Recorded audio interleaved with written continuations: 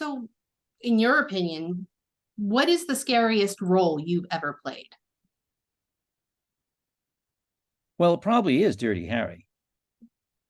I would say that would be because there was as much as I love doing Hellraiser, there was Hellraiser is always there's it's always fantasy. It's fantasy horror. The idea that you can take, the skin of your brother and put it on your skinless self. I mean, all of that, it's wonderful. And they're wonderful metaphors. Um, you know, but it's not as horrific as something like the Scorpio Killer, who was actually based on a real character, or the Zodiac Killer back in the 60s. So I mean, and then the things that he does, are the things that you open the paper and you read certain stories about things that are going on even today. So, how did you approach that with Hellraiser? Oh, I mean, it's just the way I said. I mean, basically it's um, the horror of Hellraiser comes out of, this, and that's what made the film so good. It comes out of a dysfunctional family. And then you have the good brother and you have the evil brother. And how do I approach it? I approach it the way I play every character. I try to find that place in my imagination where I can create an image, and whether it's the image of goodness or the image of evil, and it depends on what the writer has given me, the world that the writer has created. Do you have a movie that's like that for you, where you are just, it just scared the bejesus out of you? I have my first memory of something like that was when I went to the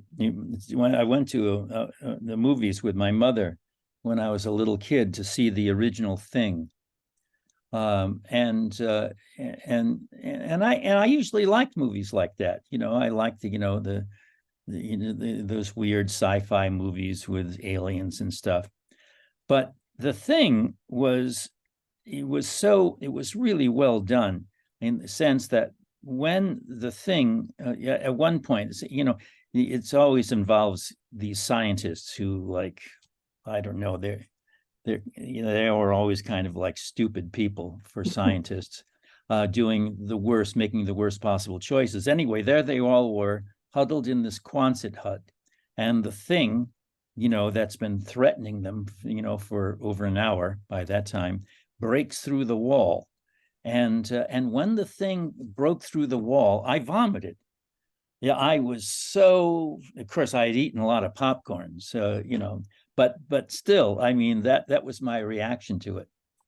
Yeah, I mean, it's like, but the thing is, the things that it's horror movies don't. Horror movies, yeah, they'll give me the good ones will give me a frisson, like, oh Jesus, what the hell was that? Oh my God, you know. And that's the horror movie lives on surprise and shock, and it takes us unaware. But the true horror, again, for me, is what goes on in real life. That's the true horror for me. That's the thing that brings me down, and makes me wonder what the hell is going on. I mean, is this the human race, or what is it?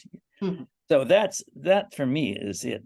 I mean, and I have a feeling that's one of the reasons why we like horror movies, because horror movies were supposed to be, we're supposed to be frightened, and the horror movie is successful if it does frighten us, if it does give us a shock, and just turn us around.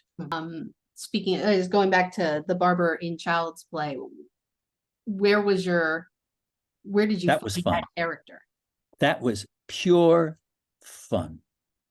That really was. I mean, I just loved playing Sergeant Botnick. Sergeant Botnick was an asshole, and he was a mean asshole.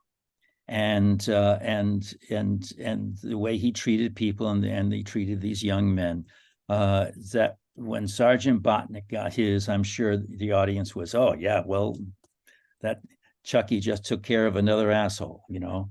But I think of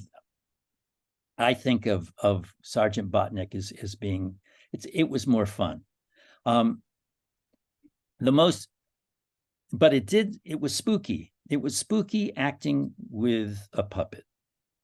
And the genius of that puppet is that expression on its face, is that face. And when they set up the computers along the side of the set, and then I was faced with this puppet, it was spooky, I must say. Probably your most popular role, at least at the moment, is a certain spy turned tailor named Elam Garrick from Star Trek Deep Space Nine. Right. And Garrick has a very deep-seated fear of claustrophobia. Oh yeah. And was that something that you just like opened the script one day, is like, oh, Garrick's claustrophobic? Or was that? I think the writers know that I'm claustrophobic. Okay. And I think they did a very naughty thing. I think they decided, hey, you know, Andy's claustrophobic. Why don't we put him in a claustrophobic situation and see how it works? Well, it worked. It worked. But I was certainly glad when the scene was over. Mm-hmm. And I'll tell you, the claustrophobia for me started, and the reason probably they knew it is because, you know, when I first put on that costume and put on the makeup, the costume is made out of furniture pads. I mean, well, it feels like it's made out of furniture pads because it's so thick. And then the wig seals you in, and all the layers of makeup. I thought I was being buried alive. But it was only, it's a credit to the writers that the character of Garrick was such a brilliant character to play, that I forgot about it. You know, I thought, oh, this is okay. I can deal with this. So that I was always, the thing is about Garrick is that he's always alive. He's always alive. He's always present, even when he's not speaking, and, you know, or is just standing there. And so to keep him alive, I really wanted to create a subtext for him, how he regarded, you know, these Federation people. What was his attitude towards, you know, Deep Space Nine and the people who lived on Deep Space Nine. Obviously, it was agony for him, being exiled to this station, and living among these people that he considered inferior and not very intelligent. And it wasn't until his relationship with Bashir that he begin to realize that, well, this is they're different, but they're no less worthy. So Garrick and DS9 have had kind of a renaissance online. I tell you, I live in social media. There are fans who are practically feral for Garrick and Andy Robinson. I know it blows my mind, Chrissy. It truly blows my mind. You know, it's that's what streaming services have done. You know, it's like you know, the character was, you know, modestly popular while we were doing it, especially the early part, because I wasn't in that many episodes and so forth. And I just and I would go to the conventions, and that was pleasant. But I just assumed that after the show was over, that was it. Mm-hmm. I had no idea. This took me by complete surprise, of the popularity of the character, and I'm still trying to figure out why. I mean, what is it about that character that people just love? What are the chances if Paramount came calling tomorrow and asked, in a New York minute, Christy, in a New York minute, even in all the makeup, I'd put the shit on. Really? I'd get right into it. You know, and I'd think, oh God, I'd have to take a deep breath and, you know, am I going to be able to do this? But I would do it because that's how much I love playing that character. I think it comes down to the imagination and how you can take, and I mean this, you know, the imagination is a very concrete, serious deal here. It's not just some airy fairy thing where you think, oh yeah, wouldn't it be nice? It's like where you can imagine something and then put it into action. If you can imagine yourself in a situation like I could never kill anybody. I don't think it would have to be an incredible situation of duress, but the idea of killing someone for me is like, but I've played a lot of killers, and I've played a lot of convincing killers. So it's like one has to, drop into that concept and then go beyond the concept, make the conceptual active and real. And that to me is like what acting is.